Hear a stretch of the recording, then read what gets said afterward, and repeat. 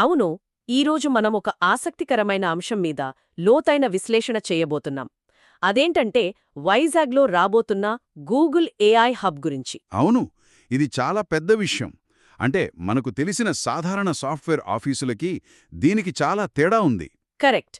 అసలు సముద్రం అడుగున ఉండే ఇంటర్నెట్ కేబుల్స్కి, భవిష్యత్తులో రాబోయే ఏఐ ఉద్యోగాలకి సంబంధమేంటి అన్నది మనం ఈరోజు తెలుసుకోబోయే ప్రధాన అంశం. ఖచ్చితంగా. అలాగే నరేష్ ఐటీ లాంటి ట్రైనింగ్ సంస్థలు ఈ కొత్త స్కిల్స్ గ్యాప్ని ఎలా పూరిస్తున్నాయో కూడా చర్చిద్దాం. ముందుగా నాకొక డౌట్ ఉంది. సాధారణ ఐటీ ఆఫీస్కి ఈ ఏఐ హబ్కి ఉన్న ప్రధాన తేడా ఏమిటి? దీన్ని ఇలా అర్థం చేసుకోవచ్చా?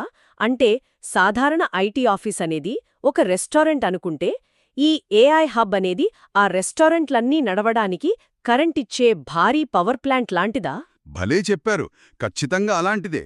సాధారణ ఆఫీసుల్లో కేవలం సాఫ్ట్వేర్ తయారు చేస్తారు లేదా మెయింటైన్ చేస్తారు. కానీ ఏఐ టూల్స్ పనితీరు వేరు. అంటే అవి చాలా డేటాని తీసుకుంటాయి కదా? అవును, మనం వాడే చాట్ జీపీటీ లాంటి ఏఐ టూల్స్ అన్నీ సెకండ్ల వ్యవధిలో కోట్ల కొద్ది డేటాను ప్రాసెస్ చేయాలి. అందుకు భారీ డేటా సెంటర్లు, స్పీడ్ క్లౌడ్ సిస్టమ్స్ కావాలి. ఓహో, వాటిని చల్లబరచడానికి భారీ కూలింగ్ సిస్టమ్స్ కూడా కావాలి కదా? అదే కదా అసలైన పాయింట్. ఆ బ్యాక్బోన్ ఇన్ఫ్రాస్ట్రక్చర్ మొత్తాన్ని ఈ ఏఐ హబ్ అందిస్తుంది. ఒక్క నిమిషం, ఈ సబ్సీ కేబుల్స్ ముంబై లేదా చెన్నైలో కూడా ఉన్నాయి కదా? మరి వైజాగ్లోని ఈ ఏఐ హబ్ పెట్టడానికి ప్రత్యేక కారణమేంటి? ఇంటర్నెట్కు వెన్నెముకలాంటి ఆ కేబుల్స్ ల్యాండ్ అవ్వడానికి తీర ప్రాంతమైతే కావాలి. కానీ అది మాత్రమే సరిపోదు. అంటే పవర్ గ్రిడ్ లాంటి వనరుల పాత్ర కూడా ఉందంటారా? 100% ఉంది. ఇంత భారీ డేటా సెంటర్లకు continuous power supply, industrial backup కావాలి. వైజాగ్లో మొదటి నుంచి ఉన్న ఆ పారిశ్రామిక బలం దీనికి కరెక్ట్గా సరిపోతుంది. సరే, ఇదంతా వింటుంటే ఒక అపోహ గుర్తొస్తోంది. ఇంత భారీ టెక్నాలజీ వస్తుందంటే అక్కడ కేవలం కోడింగ్ చేసే ఇంజనీర్లకు మాత్రమే ఉద్యోగాలుంటాయేమో అని. ఏమాత్రం కాదు. ఈ ప్రాజెక్ట్లో ఉద్యోగాలన్నీ ఒకేసారి రావు, దశల వారీగా వస్తాయి. అంటే ముందుగా కన్స్ట్రక్షన్ ఉంటుంది కదా? అవును, ముందుగా ఈ భారీ డేటా సెంటర్ల నిర్మాణానికి సివిల్, మెకానికల్ నిపుణులు కావాలి. ఆ తర్వాత వాటి నిర్వహణకు టెక్నీషియన్లు అవసరమవుతారు. మరి ఆర్ట్స్ లేదా కామర్స్ చదివిన వారికి ఇలాంటి హబ్బులో ప్లేస్ ఉంటుందా అసలు? ఖచ్చితంగా ఉంటుంది. టెక్నాలజీ పెరిగే కొద్దీ ప్రతి బిజినెస్ ఏఐ వైపు మళ్ళుతుంది కదా. ఓ అవును, అంతా డిజిటల్ అయిపోతుంది. ఎగ్జాక్ట్లీ. అప్పుడు డిజిటల్ మార్కెటింగ్లో ఎస్ఈఓతో పాటు ఏఈఓ తెలిసిన వారికి విపరీతమైన డిమాండ్ వస్తుంది.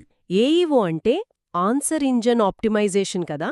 అంటే కేవలం గూగుల్ సర్చ్ కోసమే కాకుండా ఏఐ టూల్స్ ఒక బిజినెస్ గురించి అడిగినప్పుడు సరైన సమాధానం చెప్పేలా డేటాను సెట్ చేయడం. కరెక్ట్. ఒక చిన్న ఉదాహరణ చూద్దాం. కామర్స్ చదివిన ఒక వ్యక్తి ఏఐ డేటా అనలిటిక్స్ ఉపయోగించి వచ్చే సంక్రాంతికి ఏ ప్రొడక్ట్ ఎక్కువగా అమ్ముడవుతుందో ముందే అంచనా వేసి ప్లాన్ చేయగలడు. వావ్! అంటే ప్రతి రంగంలోనూ ఏఐ టచ్ ఉంటుంది. కానీ కేవలం కాలేజ్ డిగ్రీతో ఈ స్కిల్స్ రావు కదా? ఇక్కడే పెద్ద గ్యాప్ కనిపిస్తుంది. నిజమే. ఆ స్కిల్ గ్యాప్ను పూడ్చడానికే నరేష్ ఐటీ లాంటి సంస్థలు అత్యంత కీలకంగా మారాయి. కాలేజీల్లో థియరీ నేర్పిస్తారు, కానీ వీళ్ళ అప్రోచ్ పూర్తిగా భిన్నంగా ఉంటుంది. అంటే వీళ్ళు కేవలం పైథాన్ లేదా డేటా సైన్స్ కోర్సులు చెప్పి వదిలేరా? అస్సలు వదిలేరు. ఏఐ టూల్స్ పేర్లు బట్టి పట్టించడం కాకుండా వాస్తవ ప్రపంచ సమస్యలను పరిష్కరించడం నేర్పిస్తారు. ఒక రకంగా చెప్పాలంటే ఒక డమ్మీ కంపెనీ డేటానిచ్చి అందులో ఏఐ ద్వారా తప్పులను ఎలా కనుక్కోవాలో వాళ్లతోనే ప్రాక్టికల్గా చేయిస్తారన్నమాట. అవును, దీన్నే రియల్ వరల్డ్ సిమ్యులేషన్ అంటారు. కంపెనీల కోసం ఒక రెజ్యూమే స్క్రీనింగ్ టూల్స్ సొంతంగా తయారు చేయడం లాంటివి నేర్పిస్తారు. ఓహో, లేదా ఒక కస్టమర్ సర్వీస్ ఏఐ చాట్బాట్ను బిల్డ్ చేయడం లాంటివి కూడా అన్నమాట. ఖచ్చితంగా. నరేష్ ఐటీ ద్వారా ఎక్స్పర్ట్ ట్రైనర్స్, సరైన స్ట్రక్చర్ మరియు ఇంటర్వ్యూ గైడెన్స్ దొరుకుతాయి. ఇలాంటి ప్రాక్టికల్ ప్రాజెక్ట్స్ చేస్తేనే ఇండస్ట్రీకి పనికొస్తారు. క్లియర్. అంటే వైజాగ్లో రాబోతున్న గూగుల్ ఏఐ హబ్ కేవలం ఒక భవనం కాదు. అవును, అదొక భారీ డిజిటల్ ఎకోసిస్టమ్. ఇందాక మనం అనుకున్నట్లు ఆ పవర్ ప్లాంట్ ఎంతో కరెంటును ఇస్తుంది, కానీ దాన్ని వాడుకుని వెలుగులు నింపుకోవాల్సింది మనమే. నిజమే. మారుతున్న కాలంతో పాటు ఈ కొత్త స్కిల్స్ నేర్చుకునేవారికే ఎప్పుడైనా ఫ్యూచర్ ఉంటుంది. ఆలోచించాల్సిన ఒక ముఖ్యమైన విషయమేంటంటే ఏఐ ఉద్యోగాలను నేరుగా తీసేసుకోబోవచ్చు. కానీ ఏఐ వాడటం తెలిసిన వ్యక్తులు ఆ స్థానాలను ఖచ్చితంగా భర్తీ చేస్తారు. ఎగ్జాక్ట్లీ. కాబట్టి రేపటి భవిష్యత్తు కోసం ఈ రోజే స్వంతంగా ఏ ప్రాక్టికల్ ఏఐ ప్రాజెక్ట్ను స్టార్ట్ చేయవచ్చో వినేవాళ్లంతా ఆలోచించాలి. అదే మన ఈరోజు చివరి పాయింట్.